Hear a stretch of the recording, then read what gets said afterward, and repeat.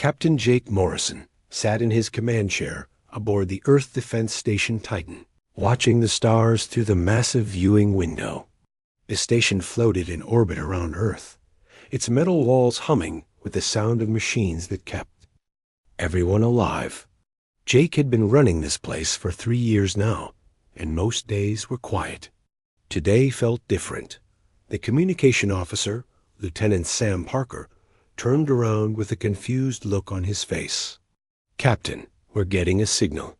From outside the solar system. It's not from any of our colonies." Jake stood up and walked over to Sam's station. A screen showed patterns he had never seen before. "Are you sure it's not one of ours?" "Positive, sir. The signal is too strong and coming from the wrong direction. It's also using frequencies we don't normally use." Dr. Lisa Grant entered the command center at that moment. She was Earth's best expert on alien life, even though they had never met any aliens before. Her job was to be ready just in case this day came. She looked at the screen, and her eyes went wide. "This is it," she said quietly.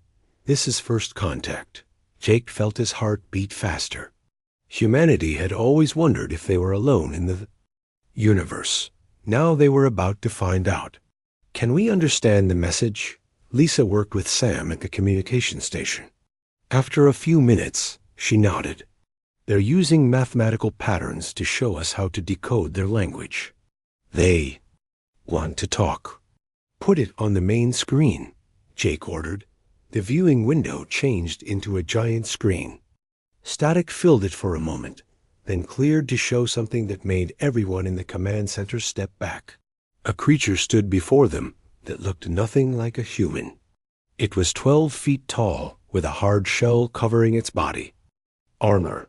Its eyes were black and cold, and when it moved, Jake could hear clicking sounds. "I am Ambassador Zefter of the Vorthic Hegemony," the creature said. Its voice was deep and sounded like grinding metal. "I speak for the Galactic Enforcement Council." Lisa grabbed Jake's arm. "Record everything," she whispered. The alien continued talking.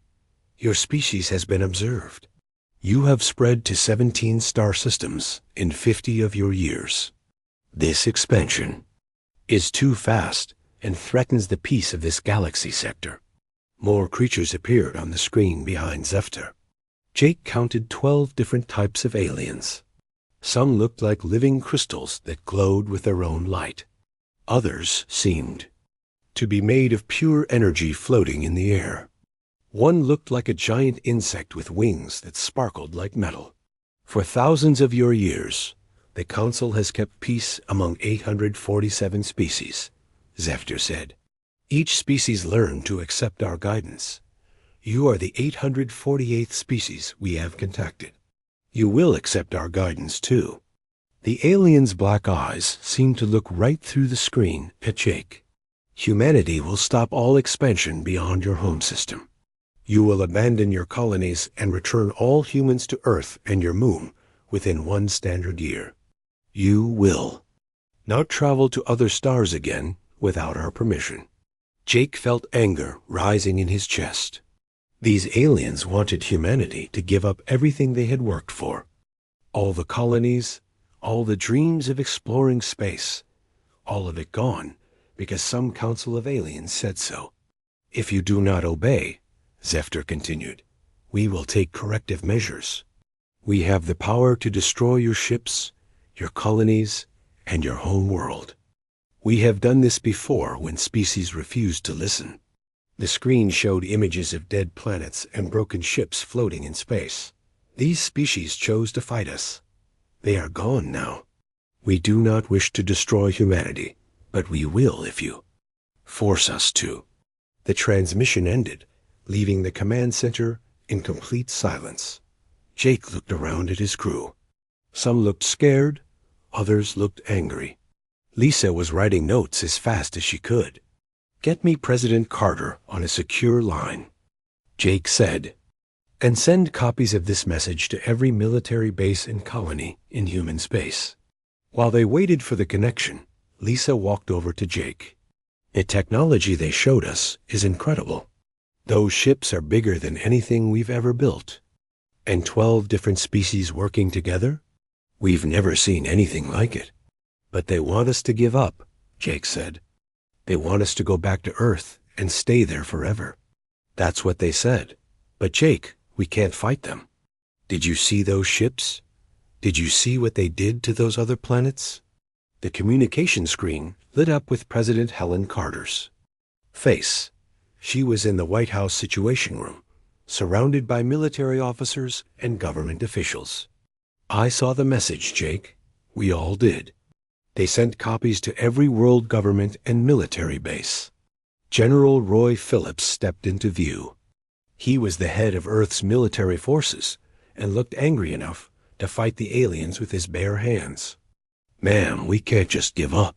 If we abandon our colonies, we're telling the universe that humanity can be pushed around.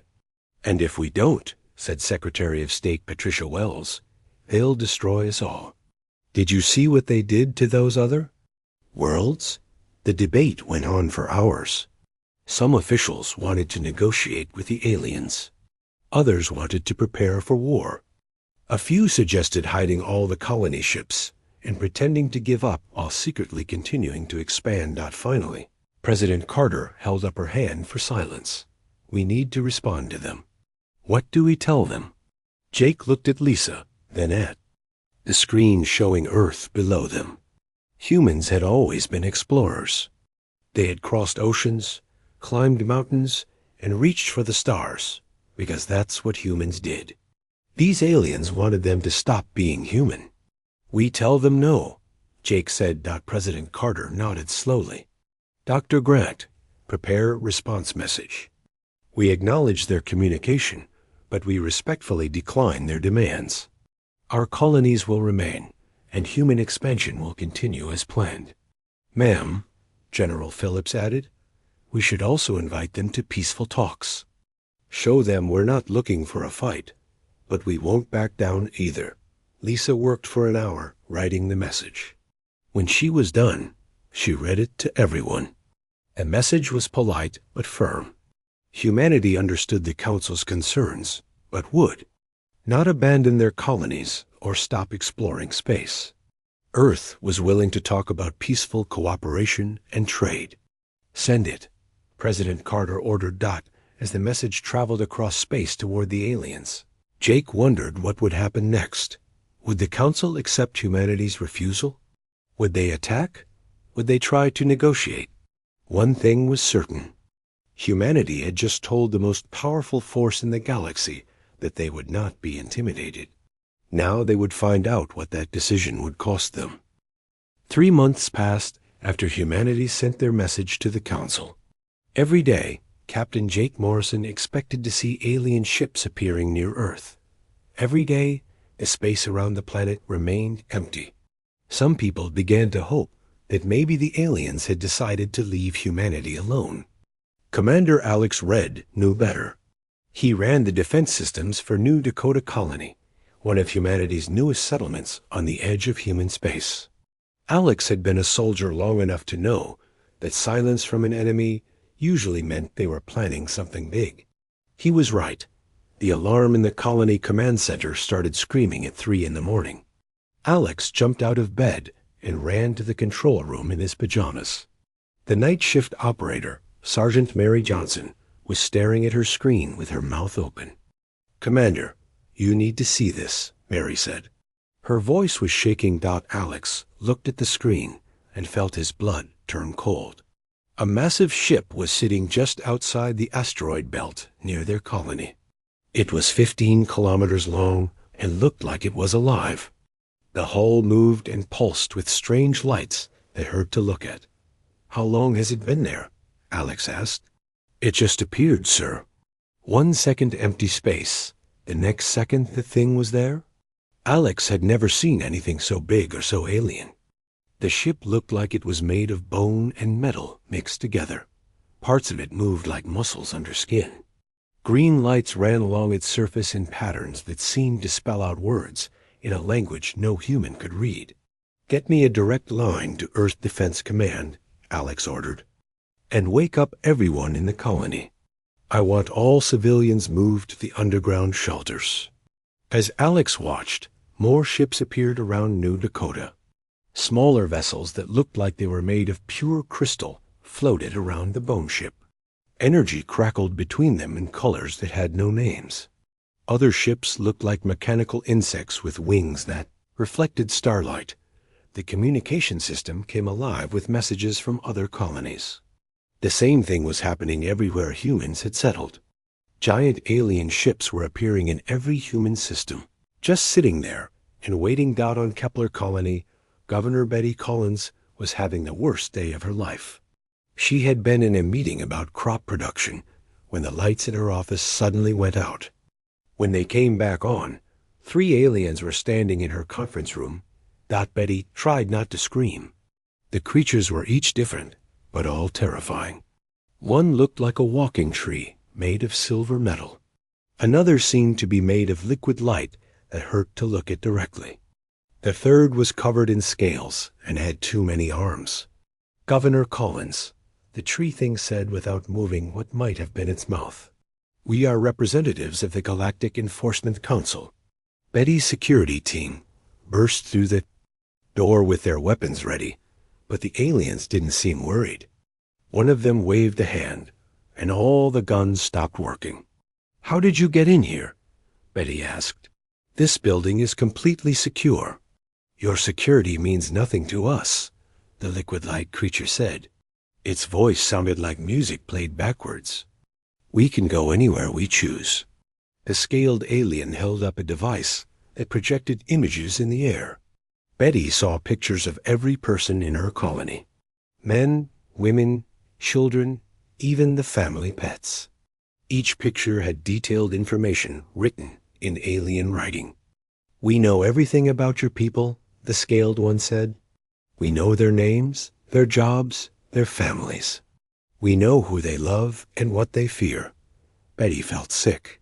These aliens had been watching the colony for months, maybe years. They knew things about her people that even she didn't know. "What do you want?" she asked. "We want you to understand," the tree alien said.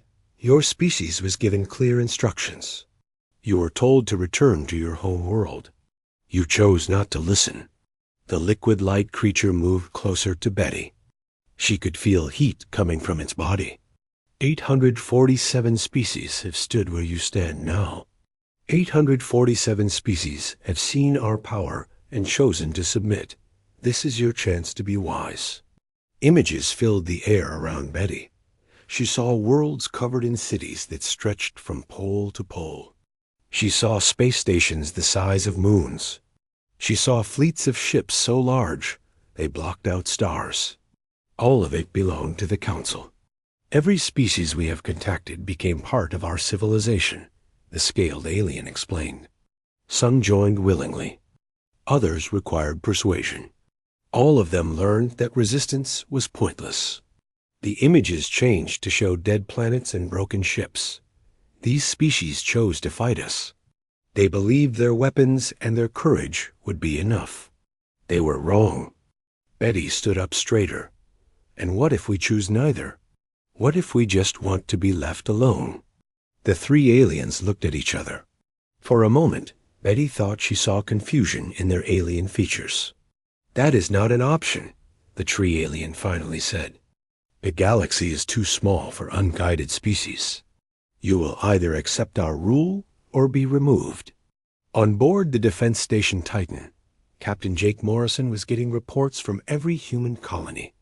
The pattern was the same everywhere. Alien ships appeared without warning. They disabled human vessels without destroying them.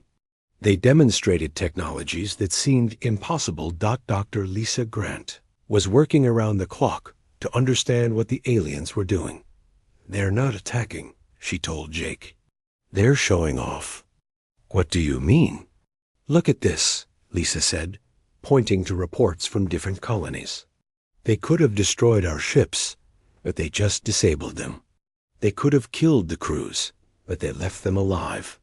They want us to see their power, not die from it." Jake studied the reports. At the Titan mining station, Alien ships had rearranged an entire asteroid field, moving rocks the size of mountains like they were toys. At New Texas Colony, they had changed the color of the local star for 6 hours, dimming it and making the whole system cold. "They're trying to scare us," Jake realized. "And it's working," Lisa said. "Half the colonies are asking permission to surrender. The other half are asking for weapons to fight back." The communication system chimed with an incoming message. Jake put it on the main screen and saw Ambassador Zefter again. The alien looked even more intimidating than before, if that was possible. "Humans," Zefter said, "you have seen our power. You have seen what we can do to your ships and your colonies. In all our history, no species has failed to surrender after such a demonstration." The alien paused, and Jake could swear he saw confusion in those black eyes. "We do not understand your continued resistance. Your weapons cannot harm us. Your ships cannot escape us. Your colonies cannot hide from us. Why do you persist in this foolish defiance?" Behind Zefter, other council members appeared on the screen. Jake could see them arguing among themselves, though he couldn't hear their words. "We offer you one final chance," Zefter continued. "Submit now, and your species will be preserved. Continue to resist, and we will take stronger measures." The transmission ended, leaving Jake staring at a blank screen. "Captain," Sam Parker called from the communication station, "we're getting a message from President Carter." Carter's face appeared on a smaller screen. She looked tired but determined.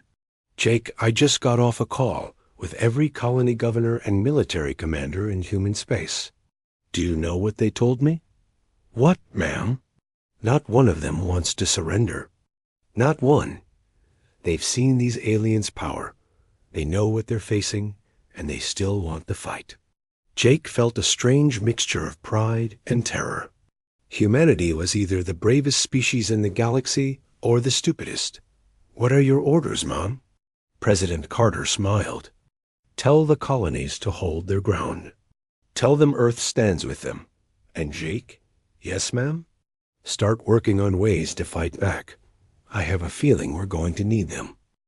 President Helen Carter stood in front of the United Earth Assembly, looking out at representatives from every nation and colony. The Great Hall was packed with people who had traveled from across human space to hear what she had to say. Behind her, a massive screen showed the alien ships that now surrounded every human world.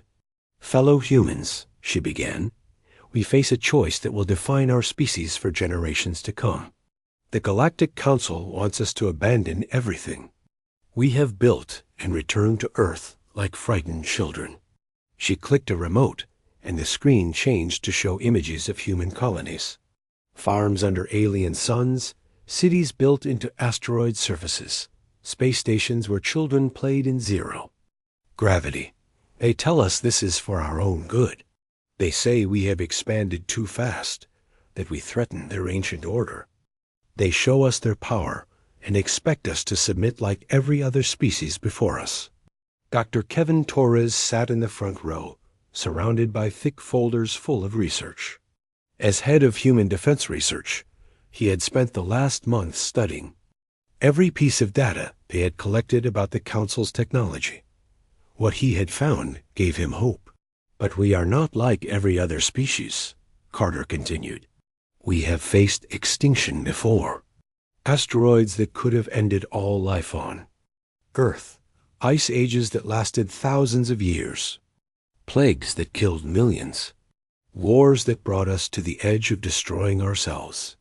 A screen showed images from human history. Dinosaur bones, ancient ice sheets, overcrowded hospitals, bombed cities slowly rebuilding. Each time we did what humans do best. We adapted, we learned, we survived, and we became stronger. Kevin Torres stood up when Carter called his name. He walked to the podium, carrying a tablet full of information that could change everything. "The Council's technology is impressive," Kevin said. "Their ships are larger than ours, their weapons more powerful, their ability to manipulate matter and energy beyond anything we can currently do. Murmurs of concern rippled through the audience. This wasn't what they wanted to hear. But Kevin continued, impressive does not mean perfect. Ancient does not mean unbeatable. He touched his tablet, and technical diagrams appeared on the screen. The Vorthic bioships are living creatures, essentially giant space-borne animals. Like any living thing, they have nervous systems.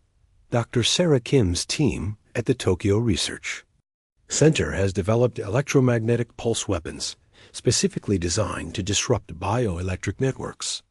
The diagram showed how targeted EMP bursts could overload the neural pathways that controlled the massive ships.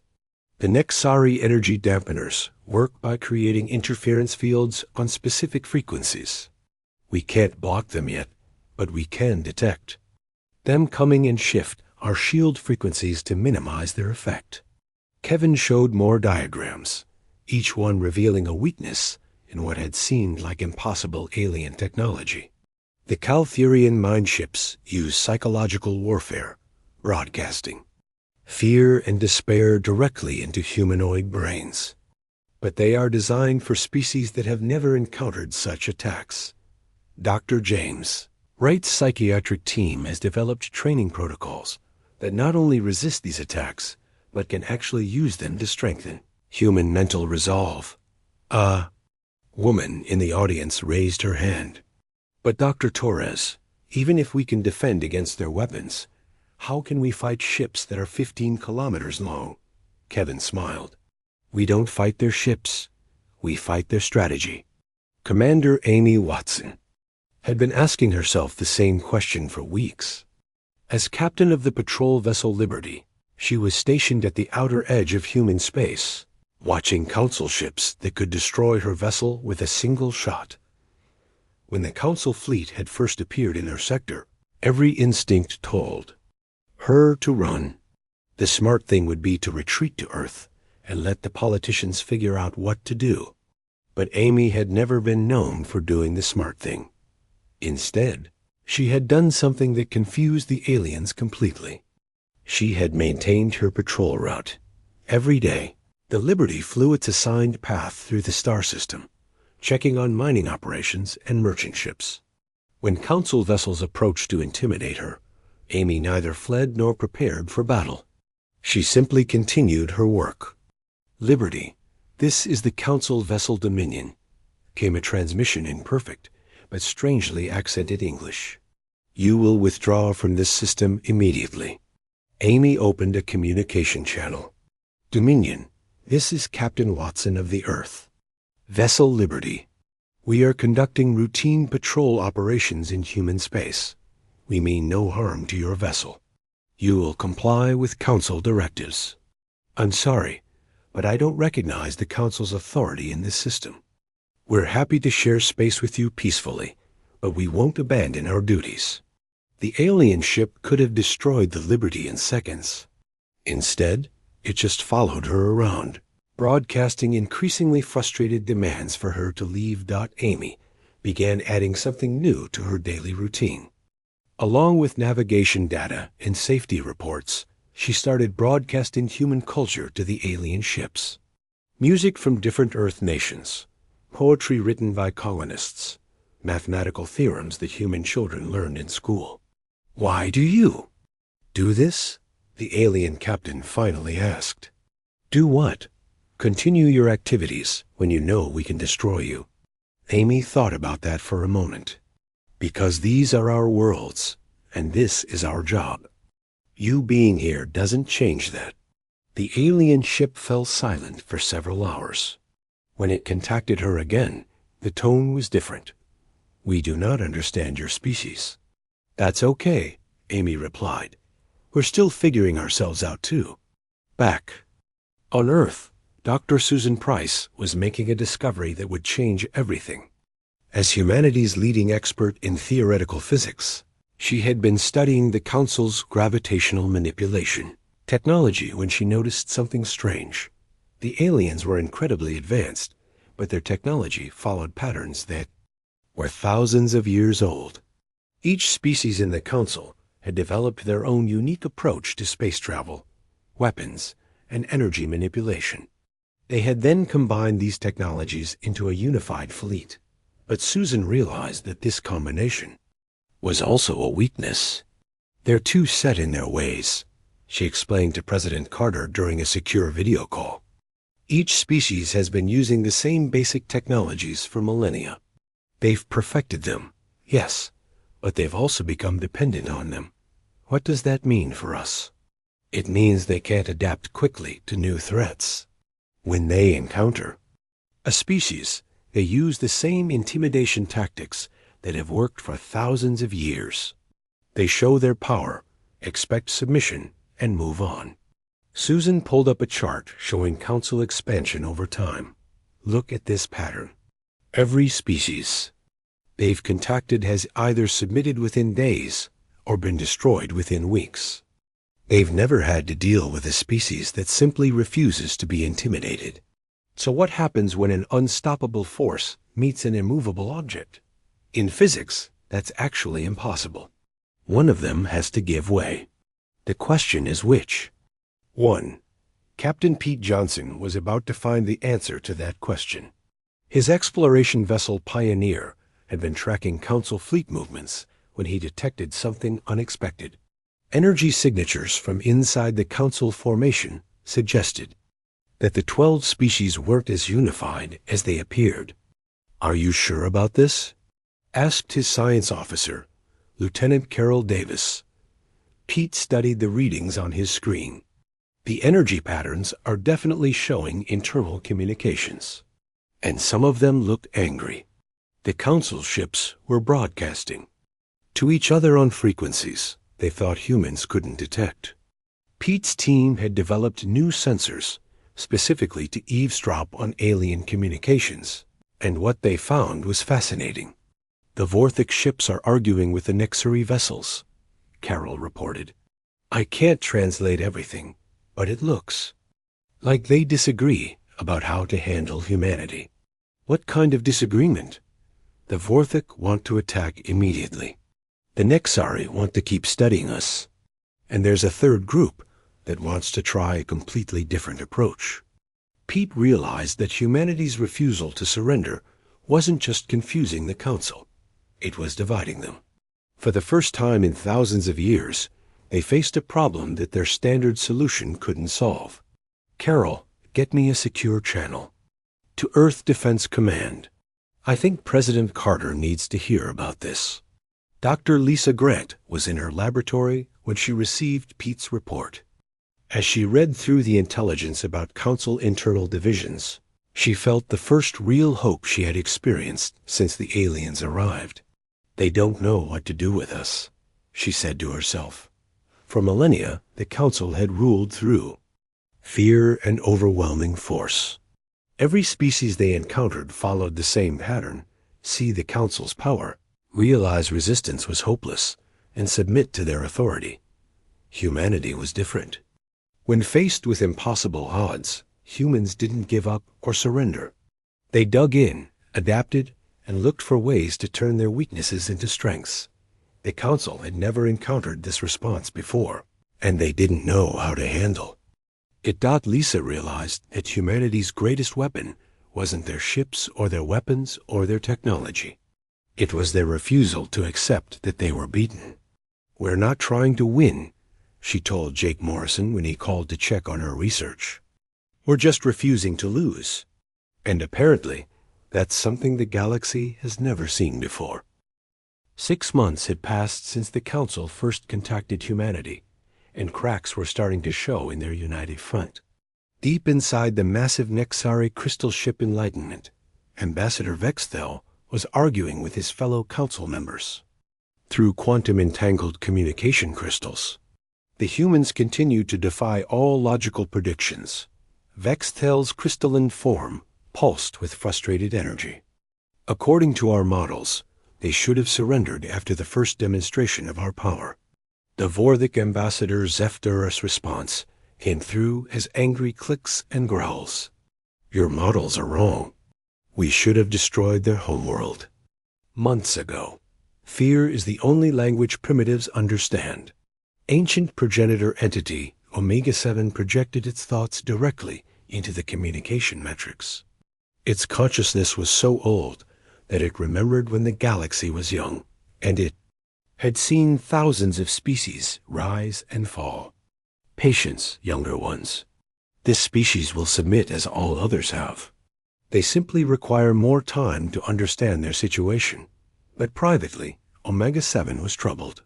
In its vast memory, no species had ever maintained resistance for this. Long after seeing the Council's true power, on Earth, Admiral Frank Morris was preparing humanity's response to the Council's escalating pressure. The aliens had begun targeting human trade routes, intercepting cargo ships, and blocking access to resource-rich systems. They weren't destroying the vessels, just making it clear that they could stop human expansion whenever they chose. "They're trying to strangle us economically," Morris explained to his staff at the Pentagon. "They think if they make it expensive enough to maintain our colonies, we'll give up and come home." Colonel Jerry Baker, Morris's chief of staff, looked skeptical. "Will it work, sir?" Morris smiled grimly. "Colonel, have you ever studied the history of economic warfare against Americans?" "Some, sir. The British tried to strangle American trade. During the Revolution, they had the most powerful navy in the world. Know what happened? We won the war, sir." "Damn right we did. Americans have been getting around trade blockades since before there was an America. These aliens are about to learn why." Captain Danny Wright was already proving Morris's point. His merchant vessel Compass was designed to look like a simple cargo hauler, but Danny had made some modifications that the Council didn't know about.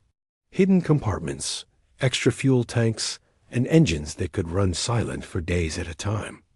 Council ships started intercepting human traders. Danny adapted.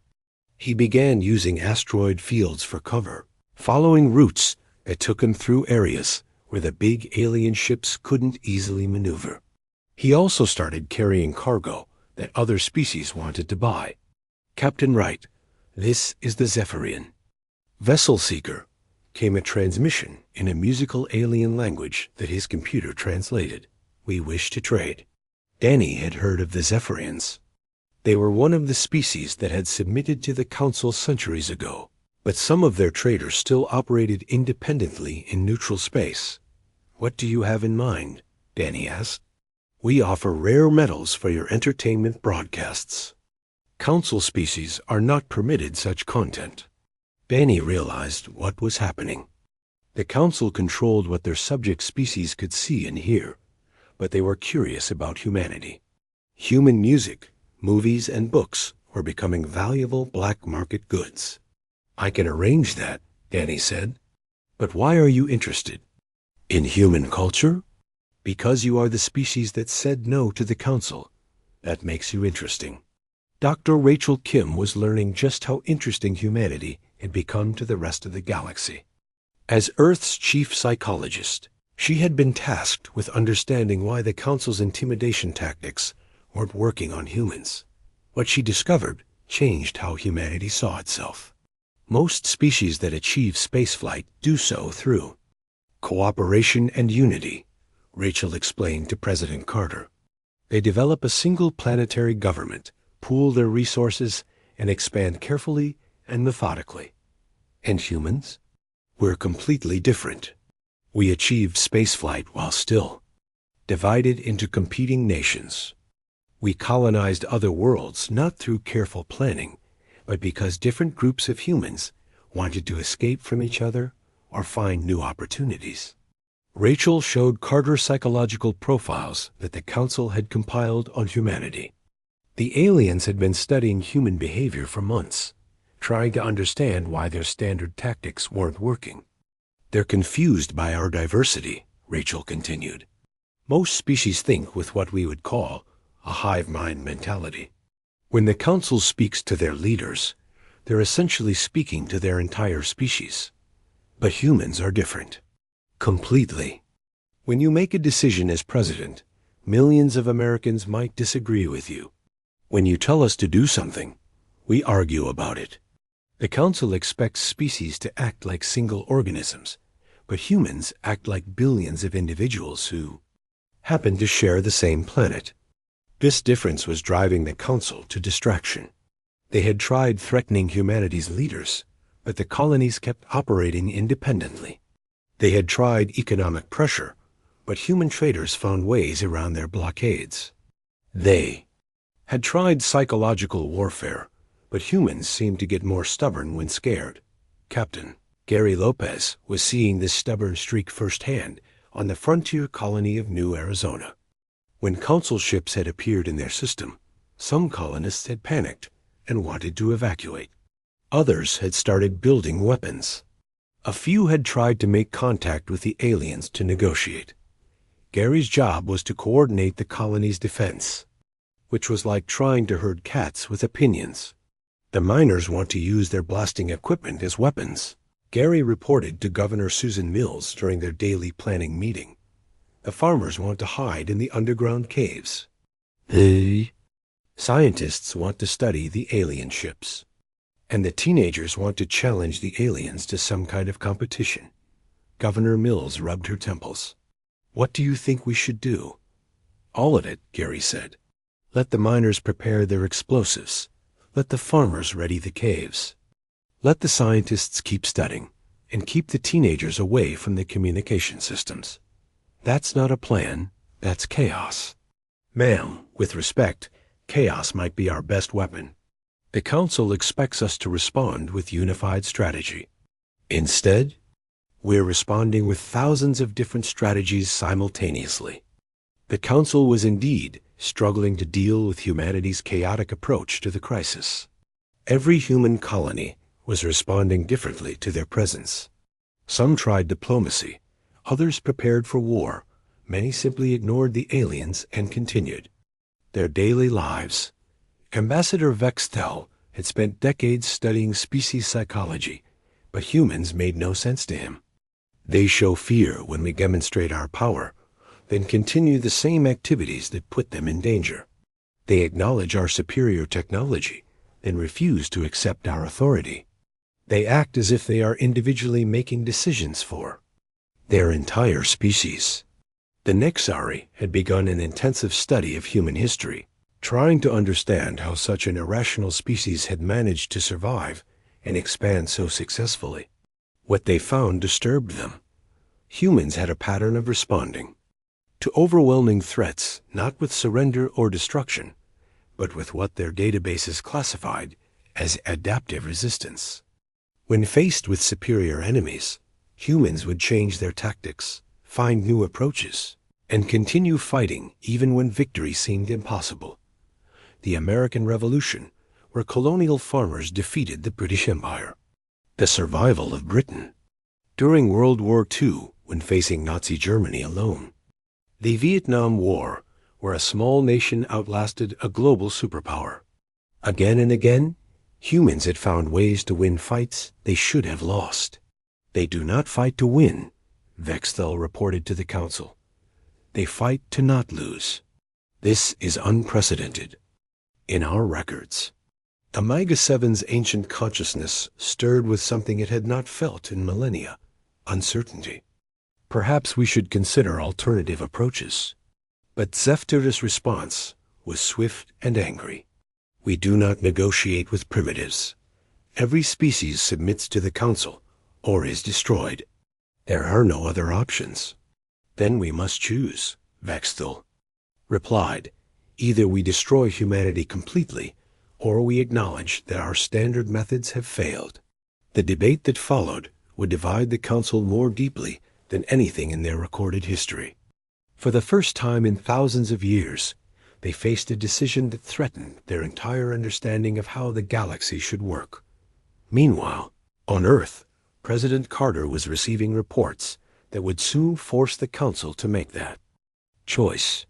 Human colonies weren't just surviving the pressure, they were adapting and growing stronger. Ma'am, Admiral Morris reported, our trade networks have actually expanded since the Council started their blockade. Human goods are in high demand among non-Council species, and our traders are finding routes that the aliens can't effectively patrol. What about the colonies themselves? More self-sufficient than ever. The pressure has forced them to develop closed-loop systems and new technologies. Several colonies are now completely independent of Earth for basic necessities. Carter smiled. So the Council's intimidation campaign is making us stronger? Yes, ma'am. It's also making us friends.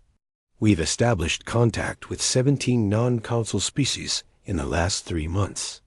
Apparently, everyone's been waiting to see what would happen when someone finally told the Council no.